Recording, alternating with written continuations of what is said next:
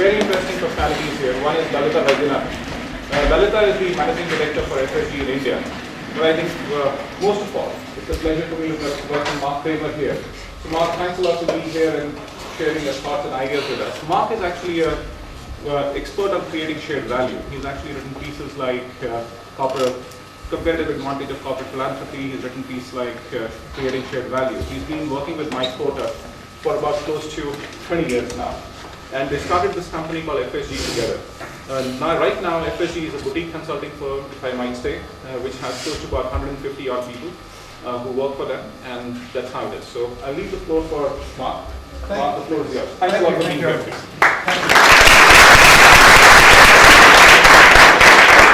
Thank you very much. Good evening. Good evening.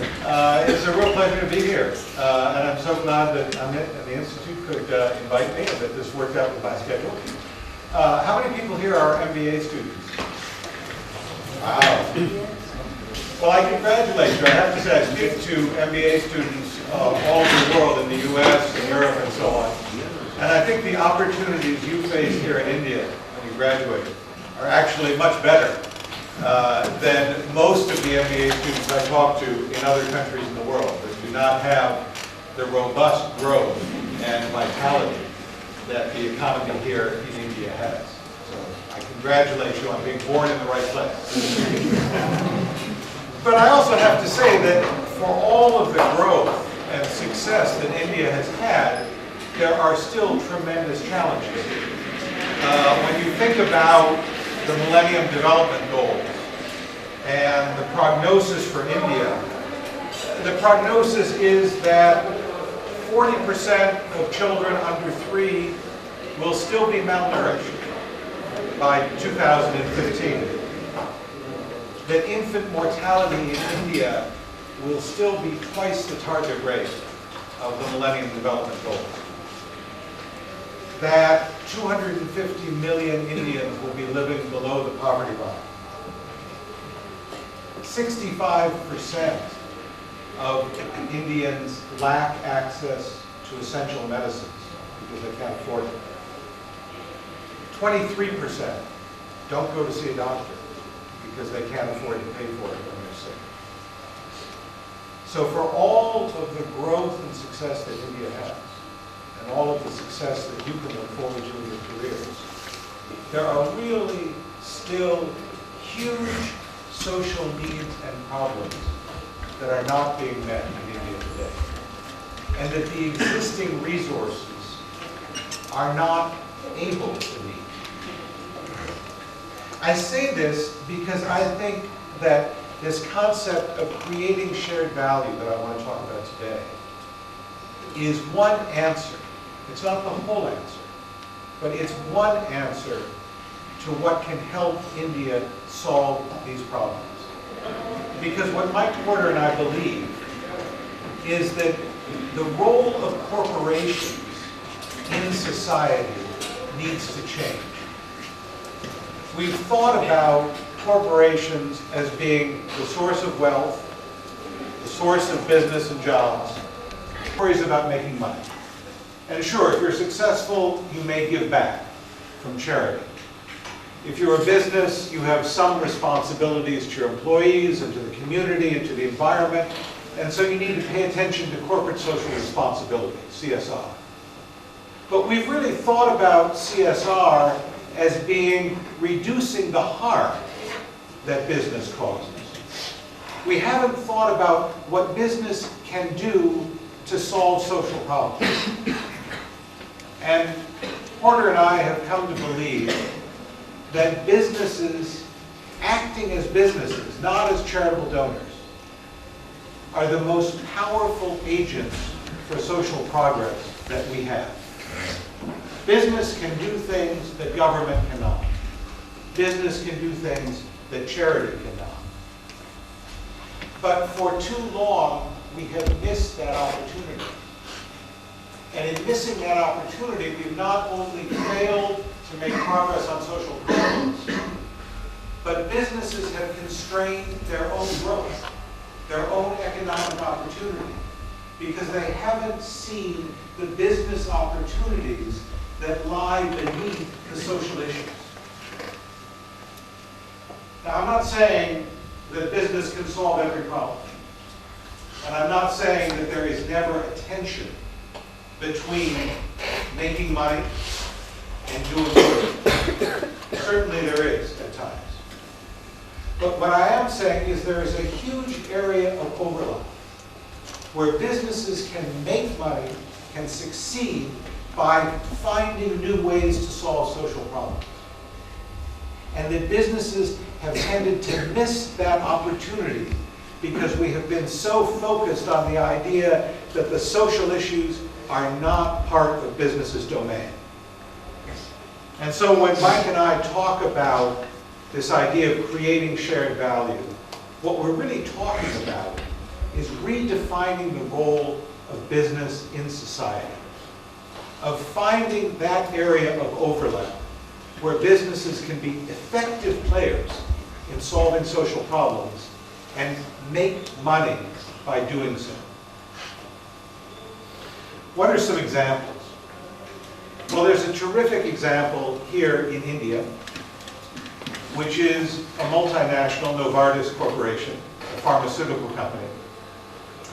And Novartis realized that almost 70% of the population in India lives in rural villages, but only about 17% of the pharmaceuticals, of the drugs, are sold to that population. And they realized that their existing business model and distribution model didn't work to reach those populations. And they were a successful company, but they wanted to find new opportunities. They wanted to find new ways to grow. And so they said, let's do an experiment. Let's think about let's really try and understand the problem. Let's really try and figure out what's happening in these rural communities and why these people are not able to take advantage of the drugs and the medicines that we have. And one of the first things they discovered is that people in these rural villages did not engage in health-seeking behaviors. They didn't think to go to doctors. They didn't recognize symptoms. They didn't think about access and using medicines. And the second thing they discovered was that there was no good distribution system. If someone actually went to a clinic to try and find the medicine, the odds are it wouldn't be there. So Novartis said, well, these are constraints on our business. This is really a market failure. But maybe we can find a way around the market failure. And so they hired health educators to go out into villages to educate people about basic health-seeking behaviors. They hired 300 of them at their own expense. These were not salespeople for their medicine. These were people whose job it was to offer basic healthcare instruction to people in these communities. They also found that a majority of the healthcare providers in these communities actually had very little healthcare training. And so they began to conduct camps and classes for healthcare providers in these regions. Then they confronted the issue of the lack of a distribution network. And they worked out a deal with Vodafone so that if you owned a clinic, you could report your inventory levels of different drugs on your cell phone. And if you did that, you got free minutes as a reward, free airtime. So they put all of these pieces together, hundreds of healthcare workers, training programs for healthcare providers, a distribution system that reached 50,000 small clinics. It was an expensive program. But after about 3 years, it broke even and has since become very profitable. And Novartis has reached a population of 42 million people that they didn't have access to before. And even beyond that, they realized that what they thought was a market failure was really an opportunity, and a global opportunity, because they've now begun to export this program to Vietnam, to Korea, to other regions in the area where there are similar rural populations. It's changed the definition of their business. It's profitable. it's also created a tremendous public good that they had the skills and the expertise to create, and to do it at scale. And this is so much the problem we see in working with nonprofit organizations, the challenge of scale. And yet, when we begin to work with global corporations, we find that they can achieve scale very, very rapidly in ways that nonprofits can't. And there's some really interesting opportunities for partnership between global corporations that are trying to reach these markets and social entrepreneurs or nonprofits that have developed solutions for some of these problems. One example there is General Electric. GE was making and selling neonatal incubators to keep infants warm when they were born, particularly prematurely born infants that needed this extra warmth to survive. It's a leading cause of death if they don't have access to it. Well, these neonatal incubators cost $20,000 in the US. There was absolutely no way they could be sold to rural populations in India. And the GE research and development team worked on how can they reduce that cost to make it more affordable. And they got the cost down to a tenth, to $2,000. But that was the best they could do. And that still was far too expensive for the populations they wanted to reach. Well, then they came across a social entrepreneur who had a company called Embrace. And he had a completely different model for how to solve this problem. Instead of a piece of equipment that had to be plugged in that needed a source of electricity that generated heat, he had invented a very small sleeping bag with a compartment into which you could put a heated wax substance that kept the bag warm. And it did the job. And it was available for a couple $100. And it didn't need a steady supply of electricity to work. So GE recognized the brilliance of this and partnered with him, and to be able to distribute these at a scale that the social entrepreneur himself could never have achieved. So these are just a couple examples that we have seen businesses begin to push through what were market failures and to begin to take an active role in solving the social problems that get in their way. And as Porter and I looked at these different examples of how to create shared value, we realized that there are really three different categories. And the first is new products and new distribution systems that get to markets. And the examples I gave you of Embrace, this neonatal warmer, and of Novartis are really good examples of companies finding new products or new distribution systems to reach markets that they couldn't reach before. In fact, GE has made a major commitment, and you've probably seen their advertisements here in India, at the airports and so on, around a campaign for healthy imagination and a campaign for eco-imagination.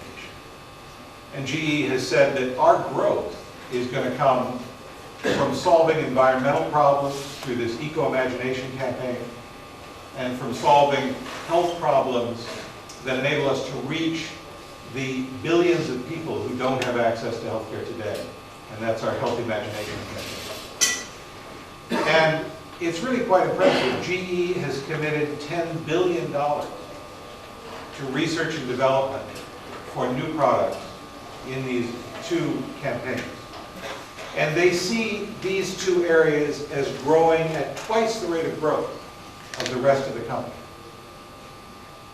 And one of the things that so impresses me about this example is to step back for a minute and think, what nonprofit, what charity in the world could invest $10 billion in finding new solutions for healthcare for low-income populations, or in finding new energy-saving equipment? Even today, there are very few governments that would step up and invest that kind of money. When we can bring business to the table as a partner in solving social problems, we gain access to a scale of resources and expertise that we cannot otherwise get. And if you take the conventional view that business's only role is around CSR or philanthropy, you miss all that. GE would never give $10 billion to philanthropy. They couldn't possibly explain that to their shareholders. They would never do that. But if there's a real business opportunity there, it justifies a scale of investment and commitment of resources that businesses have never brought to the table before. So that's the first category, new products and new markets. The second category is around redefining the value chain, the set of activities that a company engages in to deliver the product or service. And I'll give you a couple examples there. We've been working with Mars Corporation, a candy company, working with them on the issue of the sustainability of cocoa. Somewhere around 2/3 of the world's cocoa comes from Côte d'Ivoire and Ghana in West Africa. And it's grown by smallhold farmers who have a fraction of an acre of land, a few hectares, and usually old trees, plant stock, no training in agronomic techniques, no distribution system, no access to fertilizers or other ingredients that can increase crop yield. And as a result, the yields are about 1/3 to 1/5 of what other countries, Brazil, Vietnam, other countries have been able to achieve. So it's a very fragile crop, very underutilized. And because the yields are so low, it increases deforestation because farmers need to expand their land because they don't have enough yield. And it leaves the farmers trapped in a cycle of poverty because they don't have the income to try and improve the yield, the plant stocks, the fertilizers, etc. They don't have the income to pay for health care if they're sick. They need their children to be working in the field rather than going to school because, again, without that help, they don't have the yield that they need to survive. So Mars initially approached FSG and through their foundation and said, you know, we'd like to give some money. Help us think about how we can give some money through our foundation to help these farmers. And we worked with them over a period of months to really think about the business implications of this. And of course, most of their revenues depend on a steady access to cocoa. And there's a disease called witch's brew, which virtually wiped out the cocoa crop in Latin America and could easily strike again. And we did sensitivity analysis with them to look at what would happen to the cost of cocoa under various scenarios if disease struck, if the crop wasn't sustainable. And you'd think a chocolate company would recognize that the supply of chocolate was a fundamental business issue. But the fact is they'd always bought it on the open market. They never thought about the way it was grown, about the farmers that grew it. That wasn't their problem. It was a market failure, but it wasn't something that they thought of as part of their value chain, as something they were responsible for. Well, we've been working with them for about 1.5 years now, negotiating a memorandum of understanding with the government that has changed the tax structure, which was one of the barriers. Working with a consortium of other cocoa companies, the major chocolate companies in the world, because to really fix this industry, no single company could do it alone. Working with nonprofit organizations like TechnoServe that focus on training farmers, providing extension workers, working on providing new plant stocks, new fertilizers, and so on. It's still very much in progress. We can't yet point to higher yields, but we believe over the next couple of years we can increase the yields and the incomes of farmers by 300 to 500%. Again, it's a company recognizing that it can go beyond the normal bounds of its business, that it can actually take an active role in solving a social problem and thereby benefit the company. Two other quick examples in the value chain. Walmart, I'm sure most of you have heard of. I know they've been trying to enter India. I think they have not yet. The largest retailer in North America by far. And they decided to get green a few years ago, to really take seriously the energy consumption of their stores. And of course, their entire competitive positioning is based on being the low-cost provider. So if they can do things that save money, that directly advances their competitive position and strategy. And so they decided to take a serious look at their use of energy. And one of the first things they looked at was the truck routes. And they rethought the logistics of their distribution system. They rethought the packaging and the way that the trucks are loaded. And they were able to cut 90 million miles out of their annual trucking routes. And it saved them $200 million a year. They began to look at recycling the cardboard boxes that they had been paying someone to cart away. And they discovered they could actually sell them to recyclers. And what had been a cost became a profit source. They looked through all elements of their business at all of the different energy consumption techniques and have collectively saved between $500 million and $1 billion from these changes. Now, these are all things they should have done 5 or 10 years ago. I mean, there's nothing that changed in the world about the cost of energy, fundamentally, from before. But they had missed it because they weren't thinking about the social dimensions of their business proposition. And so in rethinking their value chain, by focusing on the social and environmental impacts, they actually saved a tremendous amount of money. The third category, and those of you who've read Michael's book will recognize it, is strengthening the cluster, the competitive cluster in which this business operates. And of course, Michael has written at length about the fact that the success of a business is due not only to the decisions that management makes and the quality of its work, but it actually depends a lot on where you locate that business. And so if you are in IT services and you locate your business in Bangalore, you have an immediate competitive advantage over someone who's located the business in Calcutta or in Chennai or in somewhere else. And the reason you have that advantage is you are surrounded by workers who are already trained in the skills that you need. You are surrounded by investors, banks, venture capital, who understand how to lend to the industry you're in. And you're surrounded by your fiercest competitors, so that if you're actually able to compete with your neighbors, the odds are you're going to be globally competitive. They're going to push you to excel.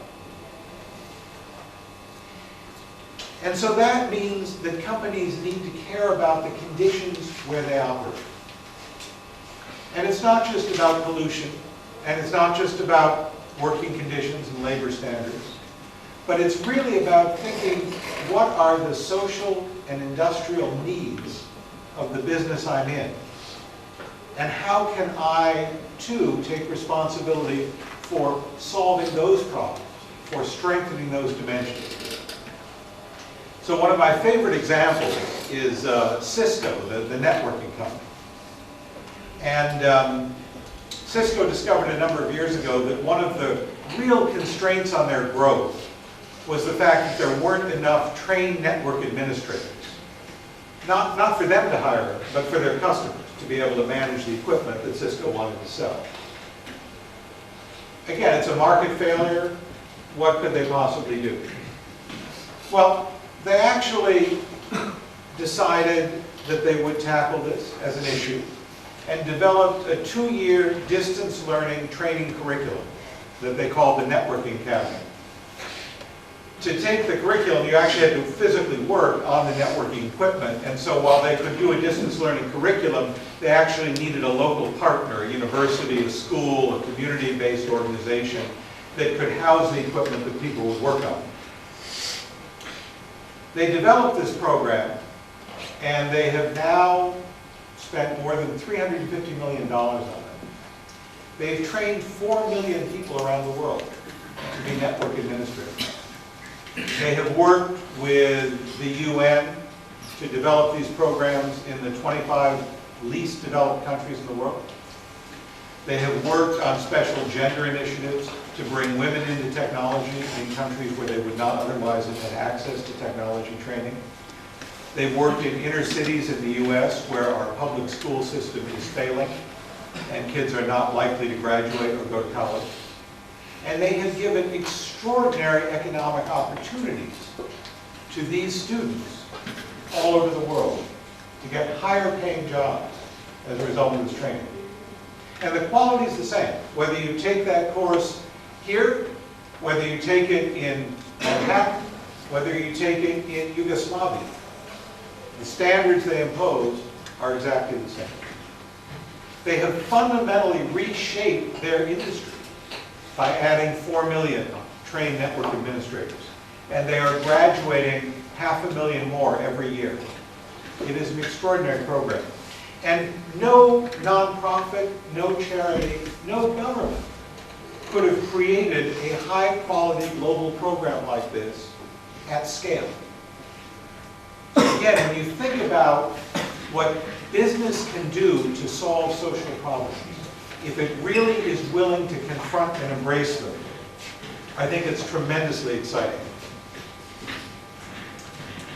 One other example is an Indian company, Jain Irrigation, which provides drip irrigation technology. And of course, drip irrigation conserves water tremendously over the normal way of flooding fields.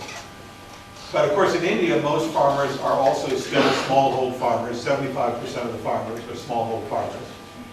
And they don't have the technical knowledge, nor do they have the money to buy drip irrigation equipment. Well, Jain, again, decided to confront that social issue, to overcome that market failure. They provide technical training, they provide financing for farmers to be able to put this equipment into place. And as a result, they now have a $500 million a year business. It's a business that's been growing at 40% a year. They have a 50% market share of drip irrigation in India.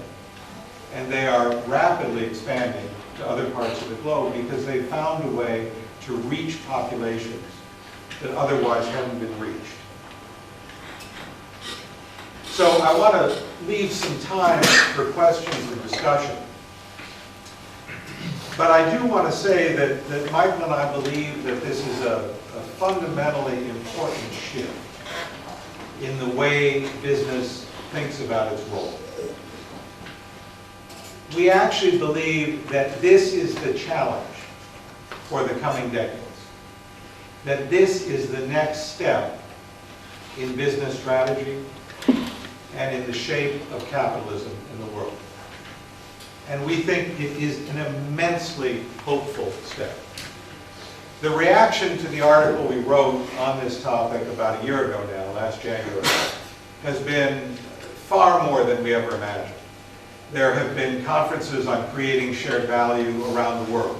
Australia, Korea, Lithuania, Chile, United States. And there has been tremendous energy and enthusiasm behind this concept. But that's not enough. For this really to take hold, we need to make this a movement. We need to rethink how business addresses these problems, how business thinks of its own role in society. We need, as business leaders, to focus in on what are the unsolved problems, what are the social issues that surround our business, that affect our business, that we are in a position to address. We need to think not about the traditional products, but about the actual nature of the problem and what we can invent to solve it. Not the neonatal infant warmer that we've been selling in the United States, but the sleeping bag that works because it is designed to meet the needs in rural India.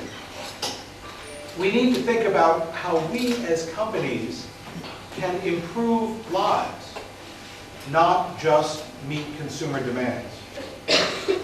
We need to think about the underserved groups that are being overlooked, that our current distribution channels don't reach. And we need to think about the market failures, the constraints that we take for granted, that we can actually overcome. Above all, creating shared value is about innovation. It is about invention. It is about focusing in on things we've missed, like Walmart missed the costs of its inefficient energy usage. And so to really move beyond shared value as a slogan, to really embed it in business, we really need your help, because we need students who understand this concept. Students who, when they graduate and go into business, think about the social dimension of what they're doing. We need rigorous research at business schools about how shared value is actually defined and measured, so that this does not become just a slogan. And we need business leaders to think about how they can transcend the limitations they've taken for granted. Michael and I think that this is a tremendously exciting concept. Exciting because it is good for business at a time when business needs new avenues for growth, at a time when a lot of markets have stagnated. And a tremendously exciting idea because it is good for society. It enables us to bring to the table business as an active player in solving social problems. And that is something that has been missing before now. Government has played a role, nonprofits have played a role, philanthropists have been very generous, but we haven't been solving our social problems at scale. And we believe that if business can embrace this concept of shared value, we have a new and powerful partner that can enable us to make more progress in solving social problems, enabling India to achieve and surpass the Millennium Development Goals. A stronger partner than we've ever had before. Thank you very much for letting me be here tonight.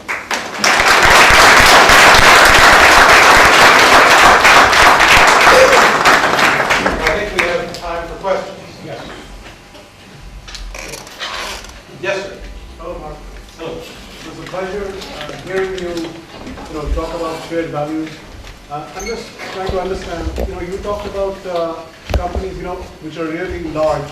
Yes. And is this model applicable to slightly smaller companies or companies, which are medium-sized? It absolutely is. Yeah. Like what I basically mean is that companies typically, doing $5 to $10 million or so, and it's more like in the Indian context. Yes. Okay.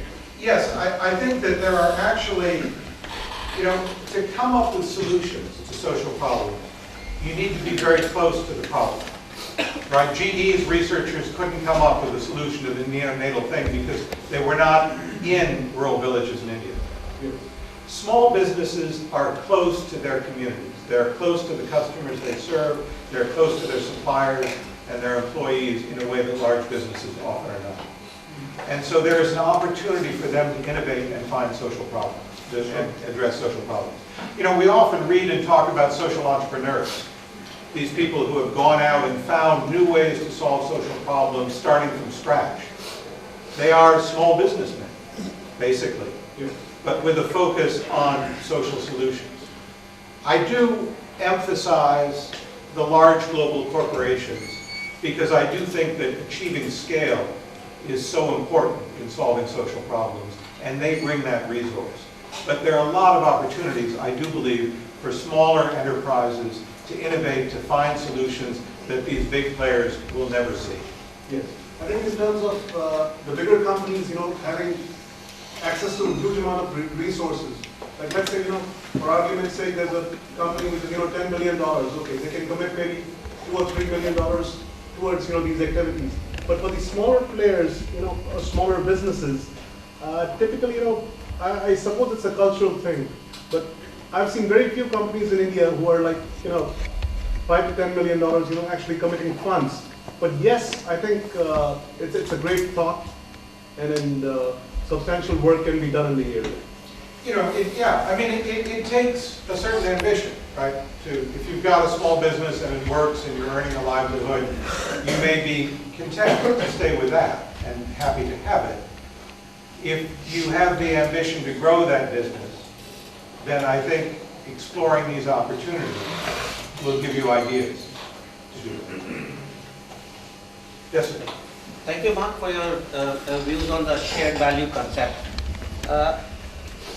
Can you guide what would be the toolkit for the public services or the governments in low-income countries, where they would be able to best identify a proactive or positive entrepreneur, a social entrepreneur, and filter out a neo-colonialist who is only looking for pressure markets or cheaper resources or cheaper markets? Sure. I think that I talked about the need to get rigorous about measuring the shared value that's being created by companies. And I think that government can play a very important role in stimulating, encouraging, and subsidizing shared value initiatives on the part of business. But for that to really be useful to society, the businesses are going to have to deliver measurable impact on social issues, impact that can be measured rigorously. And so I think that's a tremendously important piece. But we have talked with representatives of a number of governments, including someone from the Planning Commission here, about the idea of what can government do to stimulate and encourage shared value initiatives on the part of companies. And because these initiatives often cost more, are often riskier, often slower to pay back, we think that there is a role for government subsidy, support, encouragement to initiate these things. But it's got to be tied to real evidence of social impact. Yes?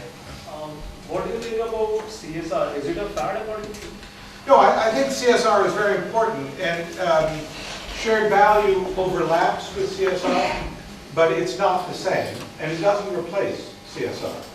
So when we talk about environmental improvements in your supply chain, your value chain, that's CSR. When Walmart reduced its energy consumption, that's CSR. But when GE invents a new product that reaches new markets with healthcare services, that's actually not what we think of as CSR. So the overlap, I think, is in the middle of the three categories, the one about the value chain. There is less overlap with CSR on the new products and markets, and less overlap on the strengthening the cluster. But in that middle area, there is significant overlap. But we think companies need to be responsible. They need to be good corporate citizens. They need to mitigate the harm that they may cause, reduce their environmental footprint, treat employees well and fairly. And all of those dimensions of CSR remain important. They're not replaced by shared value. Yes? Do you think that embedding shared value in companies which particularly belong to developing nations calls for business model innovation? I do. I think there's tremendous opportunity in developing countries, often more obvious opportunities than in developed countries, because the needs are so apparent in such a large scale. There are companies that, through their ordinary course of business, reach low-income populations or do good. But there's a difference between the kind of shared value as a byproduct and shared value as a deliberate strategy. And the companies that we see really achieving impact, both a business benefit and a large-scale social benefit, are the ones that are developing an intentional strategy around shared value. Yes. Mark, I have two questions for you. One is about corporate philanthropy. Yes. If you really look at corporate philanthropy in a place like India, it's abysmally low. So how do you actually make people understand that there could be a whole huge impact of corporate philanthropy? And if I really take it back to the US, I just recently read that Sam Walton has just donated about 1% of his total wealth. So is philanthropy something which is going to happen? Or how do you actually motivate people for doing it? The second question, if you really talk about microfinance was such a fad, or it really happened, and it's really lost out. And in India, you actually had a creation of one of the smartest companies called SKS Microfinance, and then it just went down. So why do you think this really happened? So what are the mistakes that these companies actually made? Sure. Two great questions. I think philanthropy is important. And as I said, shared value is not the answer to every problem. There is a category of overlap where business objectives and social issues fit together. But there are certainly markets that will never be able to afford any kind of market-based solution where philanthropy is essential. Philanthropy can also improve the context for a shared value initiative. We've worked with a medical device company that wanted to enter the Indian market with mid-price, lower-price medical devices, and they were able to design them. But they used their philanthropy to focus in on how could they influence government to provide more generous reimbursement for medical devices.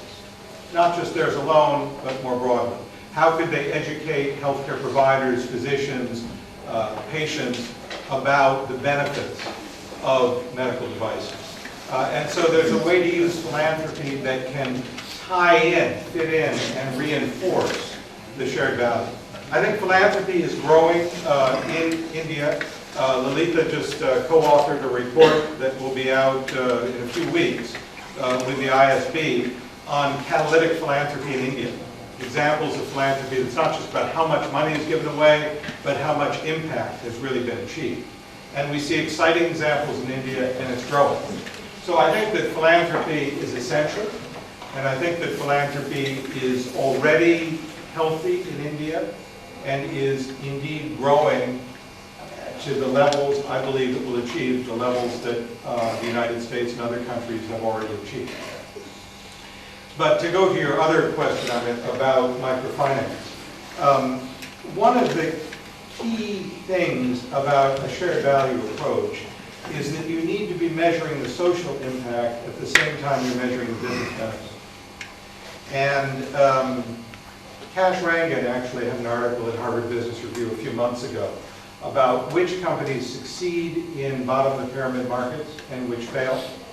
And he basically said the companies that are just trying to exploit bottom-of-the-pyramid markets, who are just repackaging their product or having a lower price, lower quality version, companies like Microsoft that tried to reach what they call the next billion, have failed.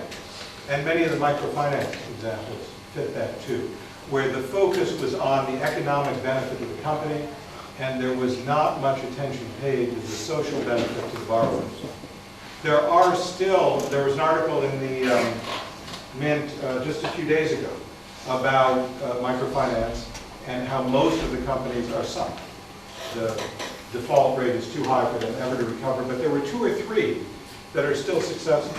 And those 2 or 3 are ones that were actually providing financial counseling services to the borrowers, that were actually providing saving services to the borrowers, that were actually providing other kinds of advice, and were paying attention to the social consequences of their lending.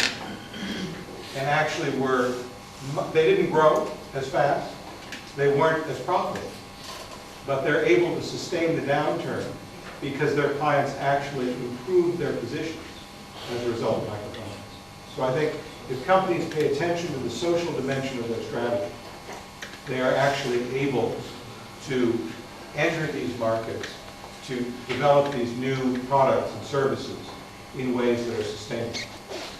This is very interesting, Mark. But then if I just really take a step forward, Yes. is it something in terms of, say, there is a poverty premium that actually exists, and that's what companies are actually trying to exploit, microfinance being one. or when you're actually trying to sell things in sachets, or what you call as small sizes, there's a whole huge exploitation that would actually happen. So how do you answer, or how do you actually deal with this dichotomy that actually exists?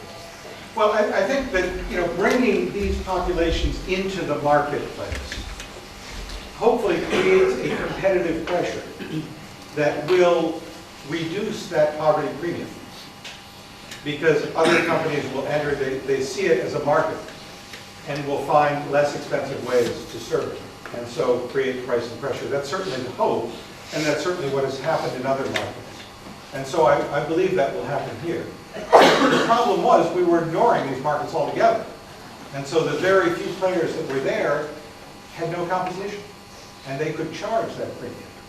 But once serious companies come in with real competition, I believe that premium will reduce.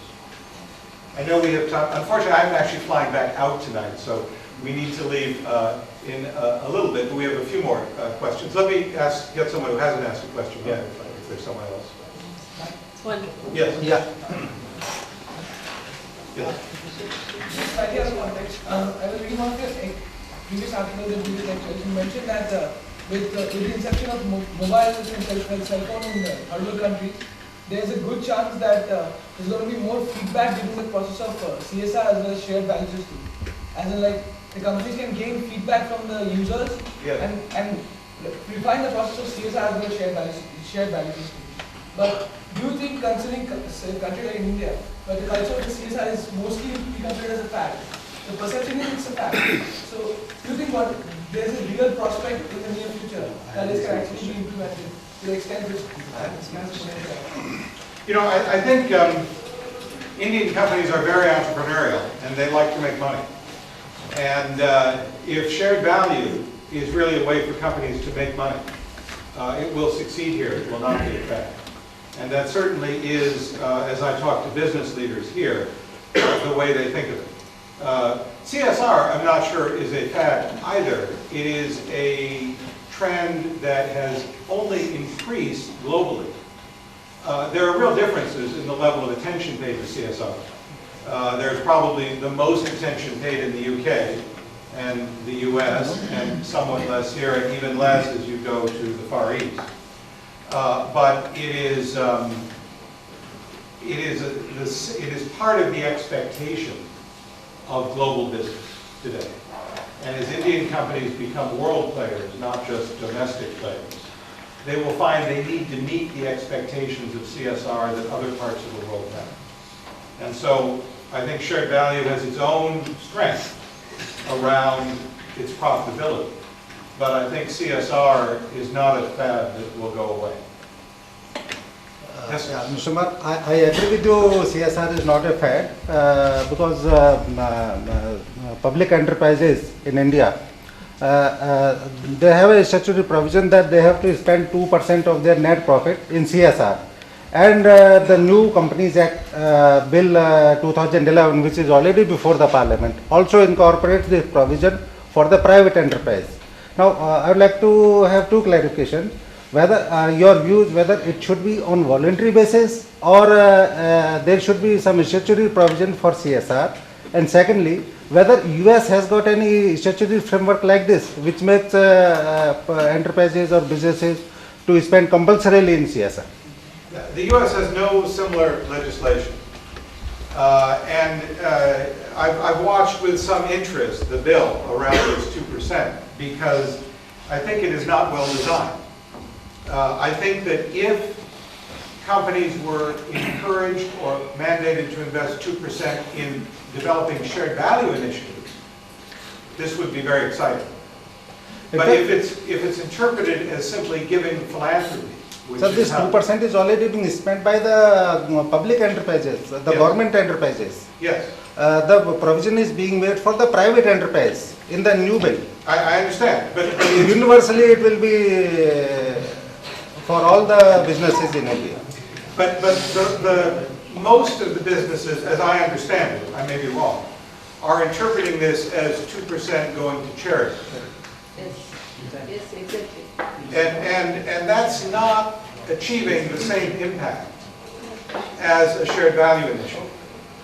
And, you know, there's an interesting shift. I mean, you asked about philanthropy. One of the fundamental shifts we see in philanthropy, particularly in the US and UK, and somewhere to a lesser degree in the rest of the world, is a shift from thinking about how much money is being given to thinking about how effective the money is and what results are being achieved.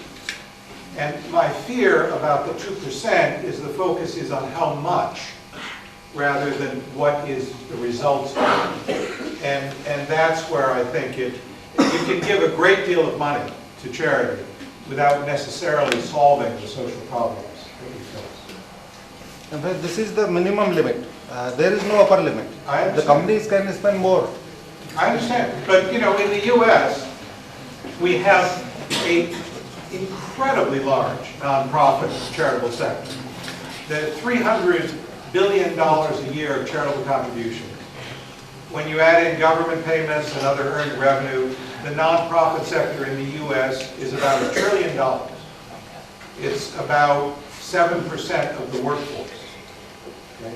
With all of these resources, if you look at where the U.S. ranks in education, in environmental regulation, carbon emission, in safety, in life expectancy and health, we are toward the bottom of the OECD.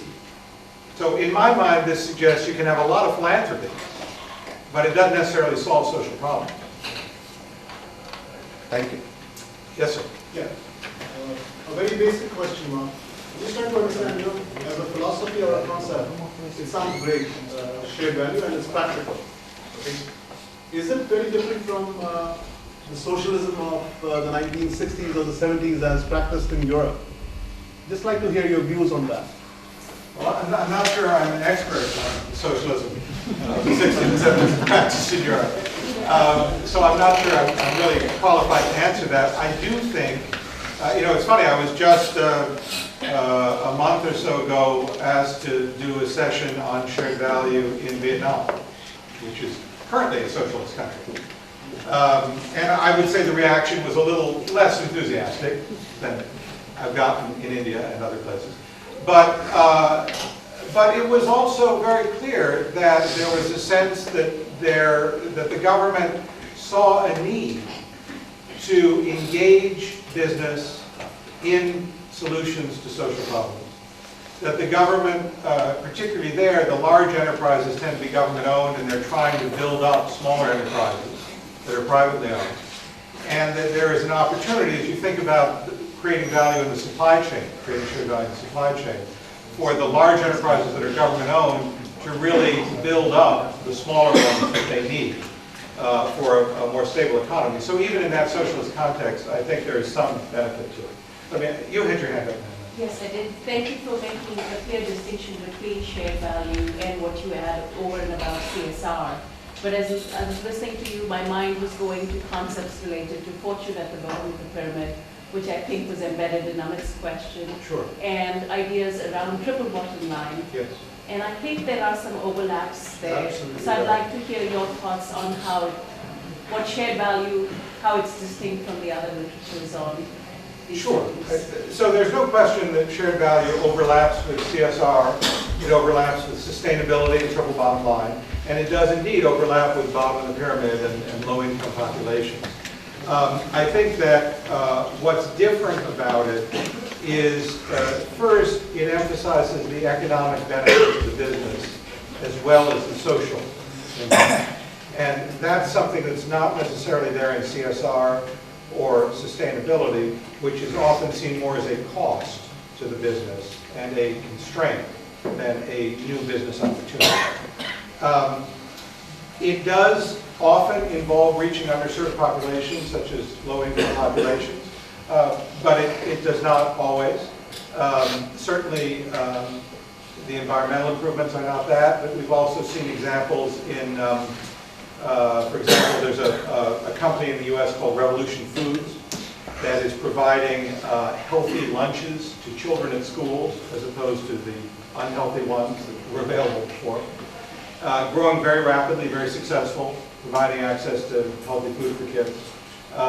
It's not just serving low-income populations.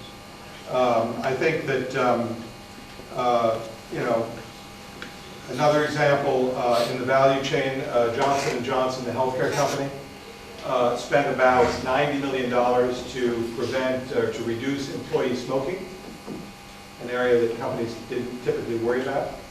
And it actually saved $250 million to them in healthcare costs. So I think that it overlaps with these things.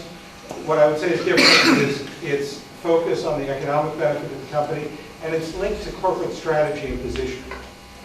And the notion that we're trying to get at the core capabilities of the company as they relate to social issues, and how shared value initiatives strengthen and reinforce strategic position.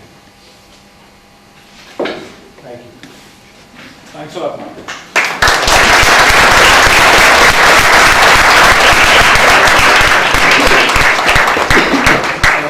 Just a couple of closing comments. I think what Mark was saying is clearly reflected in one enterprise, or at least two enterprises that I know of. One is Amul, and the other one is what you call as Mother Dairy, wherein 85% of the revenues actually go to the farmers, and 15% is the margin on which they would actually work. So that's a great example of creating shared value. In fact, I remember from one of my students here who actually shared a concept of swavlambi and pravlambi. I do not know the English word, if you can help me with that. I will do the translation for Mark. Yeah. We were discussing the ways of farming in India. One model of farming was wherein the farming was not depending on the inputs, which will be, I mean, a person coming from the US wouldn't understand that how can agriculture cannot be an industry. They see agriculture industry as a phrase together, wherein agriculture is a process wherein there will be inputs, there will be outputs. So they developed a model wherein this farming wouldn't need actual inputs. And then there is a Pravlambi kheti. That is the farming which is dependent on the inputs from the corporations. When by either way of CSR or way of shared value, companies like Pepsi or companies like Monsanto, you know, these get into these chains, you know, work with the local communities. They actually, you know, transform the model of their independent, you know, ways of working to a dependent way of working. And then we see people taking loans for things, you know, which they were at the first place were not actually needed. So these corporations, because of their scale, once, you know, we go to corporations because they have scale. Right? That's the fundamental argument why one should be working with the large corporations. But here we are talking of something which actually doesn't need scale. And that makes perfect sense. I'll just say, I think, I mean, we've actually studied Monsanto a little bit. And in Brazil, they've entered with a different business model, where instead of selling the seeds to the farmer, so this is genetically modified seeds, crops, and the problem is that you can't use the seeds from one crop to plant the next year. So you have to buy the seeds every year, and the farmers borrow the money to buy the seeds, and if there's a crop failure, they are bankrupt. What Monsanto did in Brazil is to say, we'll give you the seeds for free.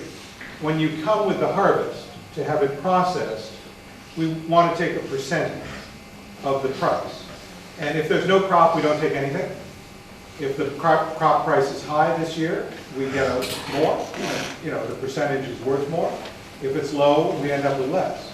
And this actually has made the market entry much, much easier for them in Brazil, and seems to have solved the problem a bit. Now, no question, large companies can abuse and create all kinds of bad problems working with small farmers who are dependent on it. But I think even Monsanto can find ways around that market failure to have a fairer relationship. In fact, I see a very interesting idea here in terms of like the Gandhian idea of economics, or how the whole development needs to happen. And there is a very interesting correlation between your idea and what Mahatma actually said somewhere in the past in terms of like how people can actually create value and bring it up together. So like this has been a very fruitful session, but a couple of things that Mark said. We are actually going to be extending it with a conference in April with Institute for Competitiveness, and we are going to be instituting a prize on shared value and so on and so forth. So that's what we are really going to be looking at in the future. So thanks a lot, Mark, for being here, and a small token of my appreciation. Thank you. for making it possible to get Mark here. Thanks a lot. Thank you. Thanks a lot. Thanks a lot for the great evening. Thank you. Thank you.